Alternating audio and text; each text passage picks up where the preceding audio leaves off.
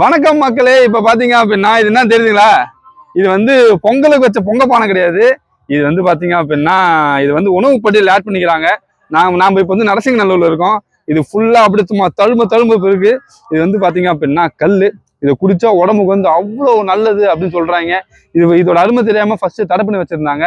இப்பதான் அரசாங்கத்துக்கும் நமக்கும் இதோட அருமை தெரிய வருது. அதனால உங்களுக்கு கலப்படம் இல்லாத கல்லு, அருமையான கல். அப்புறம் இது போல் நுர வரணும் பொங்க பானை மாதிரி பாக்குது பாத்தீங்களா? இவ்வளவு கல் வேணும் அப்படின்னா மறக்காம நரசிங்கநல்லூர் வாங்க. அங்கதான் இவ்வளவு பியூர் கல் கிடைக்கும். கூரி குடிசை நரசிங்கநல்லூர். பூரி குடிசையா? பூரி குடிசைப்பா. பூரி குடிசை நரசிங்கநல்லூர். நீங்க அங்க வந்தீங்க அப்படின்னா உங்களுக்கு இவ்வளவு நல்லா சுத்தமான கல், அருமையான கல் கிடைக்கும்.